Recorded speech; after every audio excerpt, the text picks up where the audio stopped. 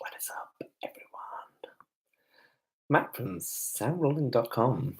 Don't want to be too loud because it is 3:20 in the morning and there's already people online, which I guess is in America, I hope. Otherwise, good evening, good night, good morning. Just wanted to do a video. It has been crazy on this feature film in terms of just me trying to get into the right headspace to do different types of videos and all sorts of stuff. So wanted to kind of just do this general recap.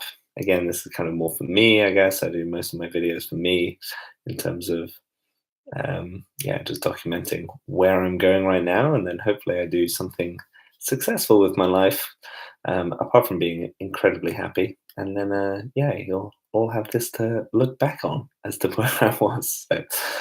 So where we're up to at the moment is tomorrow is the last shoot day 18 of feature film G-Loc with Tom Patton. Just want that noted out there. And of course, you can get involved in the comments somewhere around this video, and then you'll be able to just ask me generic questions of whatever you like. So, hey, right here, smiley face. So the whole idea of this, oh, easier moderation. The whole idea of this is that, yeah, I just document where I'm going up so far. So on this feature film, firstly, let's lay out the challenges. The challenges were one set, which was a corridor scene in a spaceship that was outside, that was kind of a normal kind of square. They had different nice decorations inside, but the trick was that there was also then an outer roof to keep it dry. This was from a couple of films ago with this production company, and that was full of tarpaulin, which is kind of the weatherproof kind of tent material that, yeah, got very noisy. And so the first week that we shot there, we actually managed to shoot in the remnants, I would say a hurricane, but the remnants of a hurricane from the US, hurricane, whatever it's called, some generic, boring English name. And then, yeah, and so wind, rain, tarpaulin, not very good. I personally spent a lot of time, which was actually my last video. Hey, Kyle. Tarp one. Yeah, so Tarp Hell was my last video, and that was all about me basically stapling that together. I would insert a swear word just for the drama. But yeah, so it was all about putting a lot of heavy stuff on top, but not too heavy that it would destroy the whole set. And yeah, just try and keep the wind down. And then, because on the last day that we were shooting there, it was going to rain, make sure that all of the staples that I put into the tarp didn't seep through.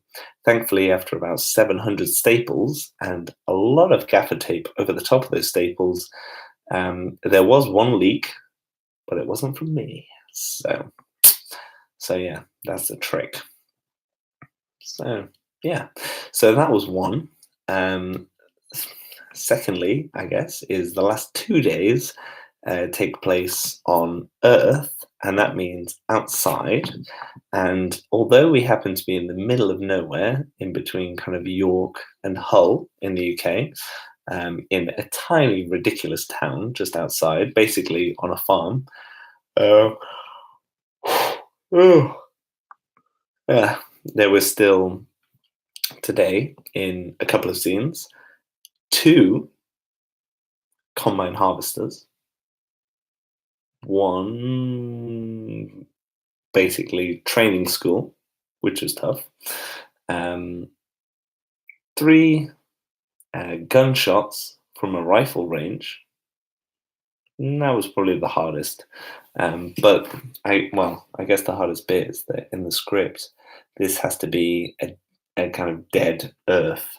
So there has to be no birds. So I guess number 4 is that there was a lot of birds.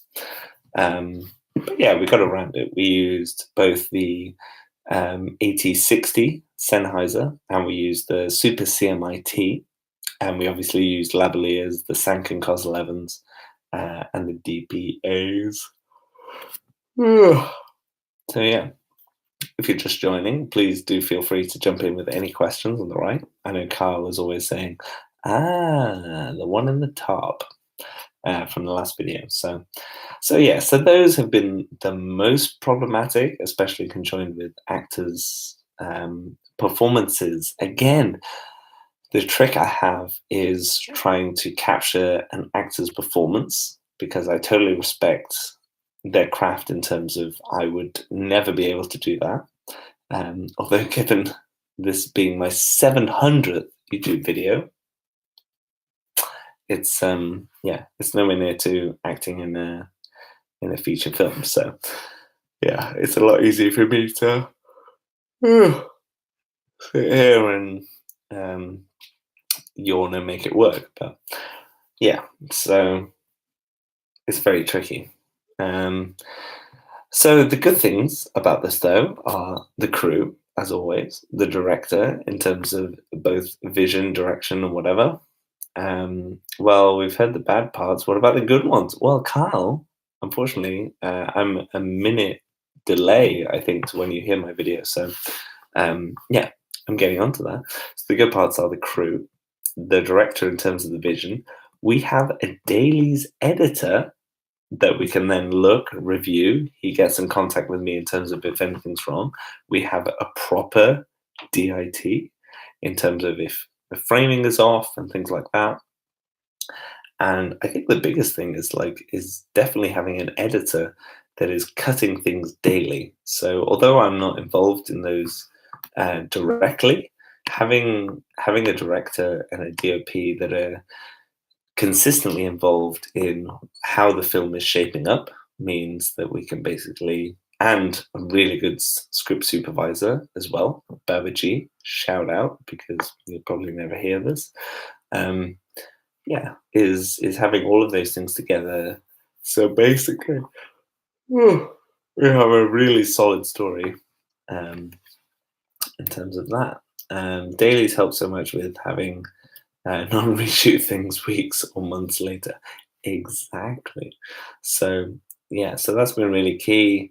Keeping on top, I basically am able to go to script supervisor and say that I need this wild track. If we don't get it that day, then she'll come with me and make sure that we get it the next day and the right words and the voiceovers, etc., etc., etc. Greg Palmer, long time buddy, sound buddy. Do you own any long shotguns? No. I guess the closest long shotgun I own is not really a long shotgun, but it's the Super CMIT. So I haven't tried the MK70 or the 8070. How often and what conditions do you use them? I will transplant that into the Super CMIT. So we've been doing predominantly set work, which is a lot of set builds. We've been inside a studio that I wouldn't say is soundproof or a sound stage. But it's been good enough to either use the 8060, which is the shotgun version of the Sennheiser range, but I think it's almost the digital one if you buy the adapter on the back, or the hypercardioid. So we've been using the Sherps MK41 or the MKH50 as well. So yeah, so that's the key. In terms of long shotguns, I technically haven't used any at all. So yeah, I think I probably would, again, possibly in circumstances where it was beneficial for me to then also buy the windjammer, etc., etc., etc. You need all the kind of extras that go along with just a long shotgun as well. And so I think, I think with the Super CMIT, because I can still fit it as a shotgun, but it acts like almost a long shotgun, that's beneficial for me. So if you've been watching so far, why not give this a thumbs up? Yeah, So those are the mics I've been using. In terms of the DPAs, we've also been trying the DPA 6060, which is their new super slim one. I really wanted to do a kind of separate video on that. Maybe I'll get around to it tomorrow or possibly Sunday, but uh, who knows? Uh, who knows? We'll try. We'll just try and get the film done. That's what I'm more interested in. Um, and yeah, we've been using the Terra Deck with the Viewer app, which is the VUER app. And what that does is that essentially makes any sort of monitor that you feed into it available on iPads or iPhones or Android devices with a couple of frames delay, but it's useful for reference. Oh, and you can use that um, like near real time sometimes, depending on how close you are to it. You can get a Teradek link, and that adds 1,000 feet to the range, which is quite good as well. So, yeah. Kyle says, "Do you find any quirks or things you wish you had for Mike's equipment on this feature film?" I think it would possibly be able to try kind of more, maybe just more mics in general. And for the new people that are joining, please feel free to get involved in the comments and questions, and always give a thumbs up if I've been any use at all. Um, so yeah, so in terms of things that I wish I had, I was offered a trainee, and I kind of think that they would be useful in a very minute kind of setting, very specific. But I kind of feel like I'm almost micromanaging too much, and I don't like to micromanage. I like to try and kind of set things out how they're going to go. Sometimes when I have a monitor, I'll be able to talk through boom operators in terms of frame height. Uh, but yeah, but it's 3:30 in the morning in the UK AM time, so that's always tricky. Um, so yeah, so there's not much that I'm lacking in equipment. Maybe more IFBs, maybe one or two, but again, no, I pretty much have everything sewn up. The most we've done is actually in the last 2 days, where I've been running about nine or 10 tracks, but that includes a mix track, and that includes sometimes a Super CMIT, which is technically 2 tracks where you get the processed and the unprocessed together through the digital AES-42. Fun fact, if you didn't know already, AES-3 is basically digital line level. AES-42 is essentially digital phantom power. So if you have a microphone, then that's the thing. Sound speed, 3:30 a.m. London works out to be a good time for New Zealand. Yeah, all my love to New Zealand, as always. And it's been great what you've been doing on your channel as well. So I encourage everyone to check out both Sound Speeds, Michael Wynn. Like, there's so many people now, and it's great to be a part of that kind of movement early on. So hopefully my legacy will hold up to itself. Oh, my 700 video, as you can tell, I'm pretty tired, but still kind of excited. And RFLO, who is the king, obviously in Canada. So definitely hit him up. I think a lot of people get a misconception about these kind of videos and why I even started doing them originally. Firstly, I found it fascinating that I basically did a timecode tutorial video basically 5 or 6 years before I suggested it to ambient recordings for what was then their current marketing manager. But I think the problem is I talk to marketing managers too much, and so they get all the lovely credit of ideas. But you know, they're ideas that benefit everyone. If you haven't already, I will enter a. Hopefully, you can see this in the chat.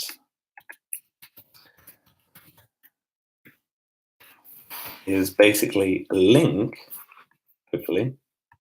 Okay, got it. Maybe it's not a link. Maybe I have to put HTTP.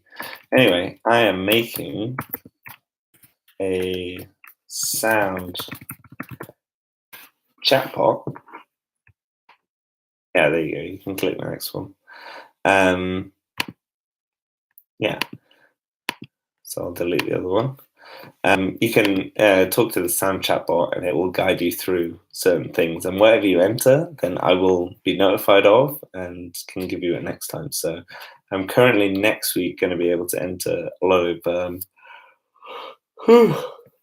sound recording, sound recording information like radio mic frequencies for different countries and things like that. And also try and give you a form to be able to enter your own latest kind of microphone frequency scanners. So yeah. Joshua Green, what is your workflow for entering metadata? That is a very good question. So I use the Wingman app, and the Wingman app is part of Sound Devices. This is in conjunction with Wave Agent, usually later on, in terms of generating sound reports.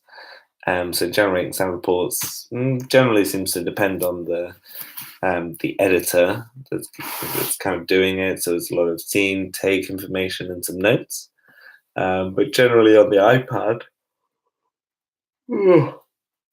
it's it's pretty easy to enter the note information. I've done another video on shortcuts. So generally what I'll do for wild tracks is I will name it the same slate, but then I will just add a W on the end, and that will give both a rough timestamp as to when that wild track was taken, unless it's completely abstract to that day. Or I will enter an R for rehearsal, and the rehearsal is just really good in terms of being able to get off lines and things like that that I know I can use in the sound edit. And I think I've managed to secure the sound edit for this film as well, although just got a rough. I don't have anything on paper, so who knows. So in terms of workflow for entering metadata, I save all the characters and make sure that at the bare minimum, my notes just contain the scene number and the metadata in terms of the tracks, because tracks are super useful. So that's about it. So, sound speed. Have you ever thought about building a sound card? The short answer, yes.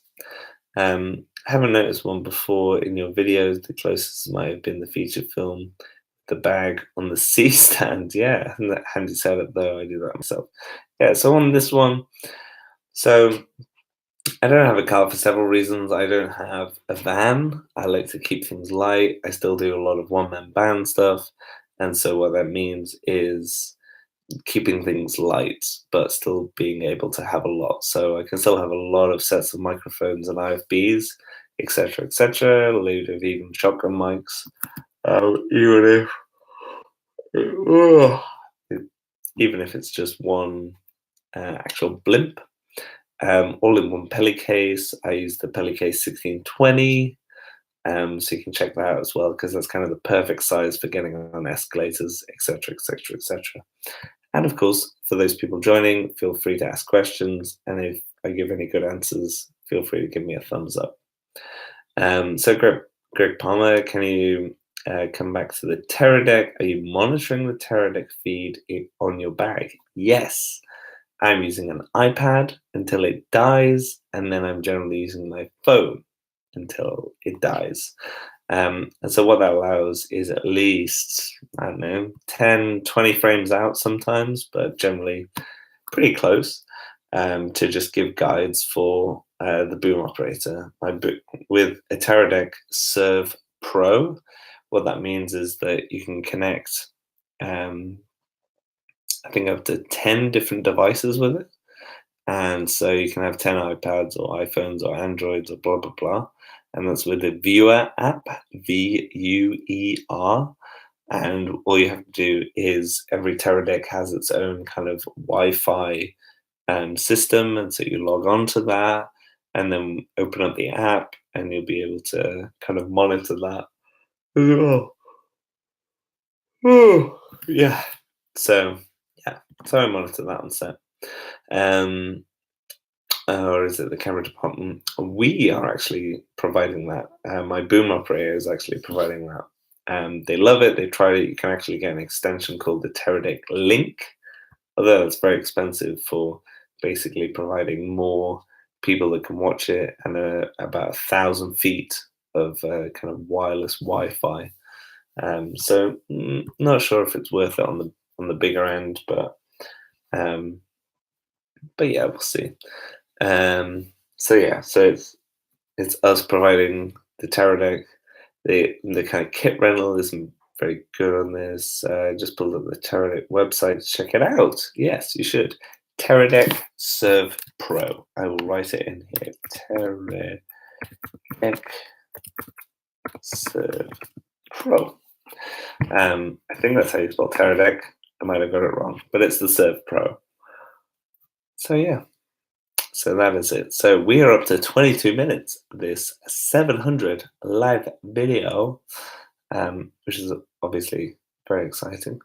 Um, and so we're obviously getting closer to baby date as well. I'm trying to figure out what I'm going to do with my social. Whether I should just set up well, I definitely should set up a separate thing, but whether I should set up the similar thing for um, is the so the Teradek Serve Pro isn't on the camera; it's on the director's monitor because generally I'm quite close to that. So that's the thing. Um, what is Fred Engfield's role? This is listed on head of audio. Mm. Yeah, maybe. If you looked up G-Loc, I haven't even looked up G-Loc on IMDb. But fun fact, let's do this live. IMDb. Do they have it already? Maybe they do. Sorry, Brand Marshall. Yeah, no, that is the one. Head of audio. Such a lie. Toby Osmond is awesome though. Casper Van Dien is awesome as well. All the actors are awesome. Stephen Moyer is awesome as well. I should probably add myself to this, but I don't know who is head of audio. But I think he's basically the final person. I think I'm only doing the dialogue edit on this. Oh yeah, they got me down as sound mixer. That's hilarious. Okay, head of audio. That's so weird. Oh, he's done Solace and Max Cloud. Yeah, that makes sense. Okay, so he's done their last couple of films in terms of mixer, but he gives himself head of audio. Okay, well, yeah, I guess it's all about the fame game, I'm sure. So yeah, what's it feel overall for the production as a feature rather than? Huh? What's it feel overall for the production as a feature rather than a set? I mean, the feature is a set. You have to explain, Kyle. You have to give me more info. What's the head of audio? But I'm trying to pitch for just doing the dialogue edit. So you don't hopefully sound post for the dialogue edit part. Yes, that's true. But others will do the rest. Yeah, I think so. I've done things in the past, but the problem is that I end up getting burned, especially on the final mix part of the stage. There are so many people out there with, I don't know, fucking trust funds and loads of money and, I don't know, terrible musical talent that basically are able to get their own studios. So yeah. So the problem is that I don't have a full studio to be able to guarantee that whatever this sounds like is sounding like in the studio. So yeah, I'm just going for the dialogue part. I knew that was an easy sell because I was already doing the production. This production company already outsourced their dialogue editing, and so that's just how it is. It's just a lot easier to be on set, have the contextual information, and obviously me making sure that I do job. So that makes it easier. That feeling when you leave the set and you aren't sure how final product would come out. Yes, again, you kind of get bitten in the ass by this because a lot of the time Again, it can be the difference between like, oh, my cousin does audio, who's a musician, or a full kind of clad crew. So yeah, at least if I get the dialogue down, then I'll be happy because it reflects on my work, and essentially I am the person in charge of all dialogue, which, for better or for worse, is good. Oh, so I might have to end my 700th video unless you get in the comments on the side or give me a thumbs up as kind of mild encouragement before I keep drinking my cider. But yeah, but there is glory in trying to do all the sound yourself, and there's also a lot of pain. So yeah, good sound for you. I am so.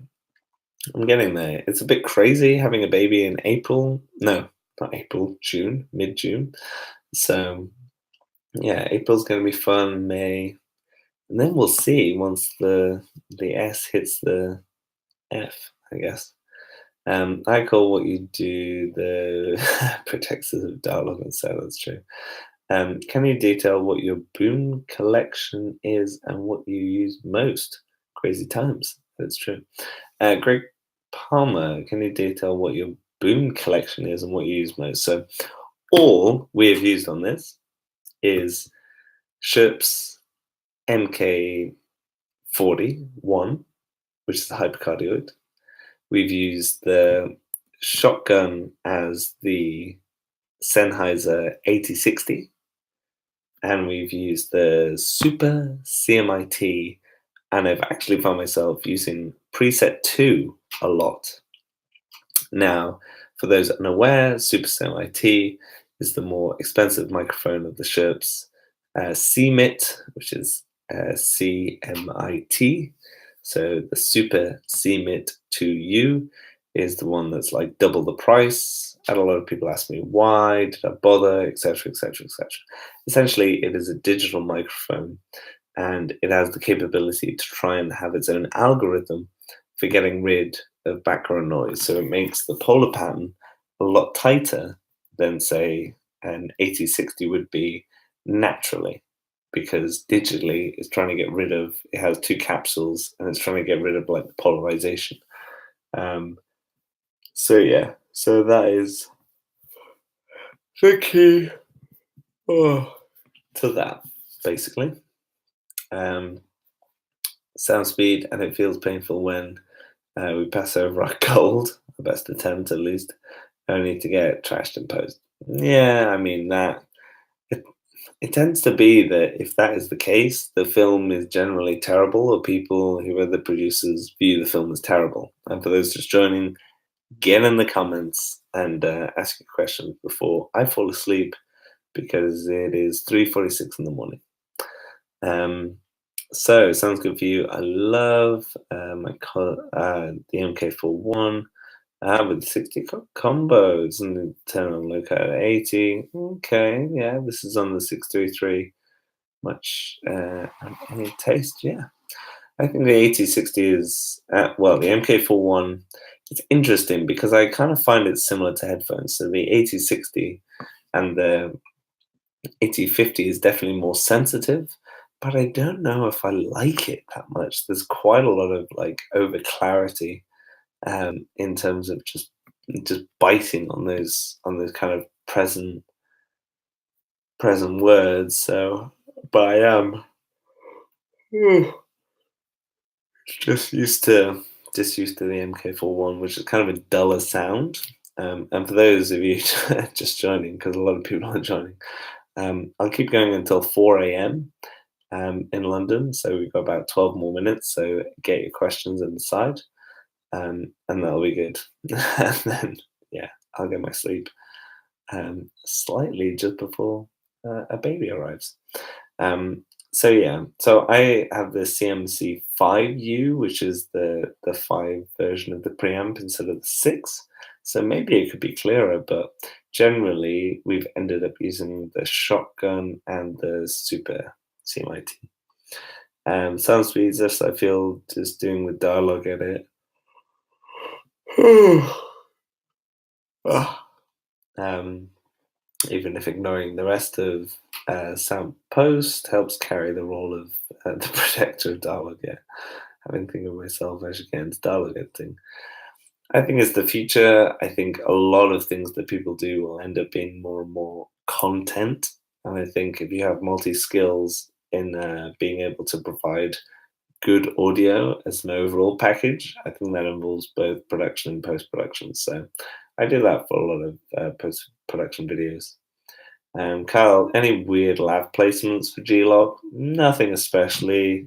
Some in the hat, some in the scarf, some in the costume in terms of coats, um, some in the helmets. There's spacesuits involved, but I mean, yeah, if you call that weird, I guess. But for a space movie, it's all pretty standard stuff. There's nothing hiding in the glasses. Although I could probably do that with the 6060 for sure.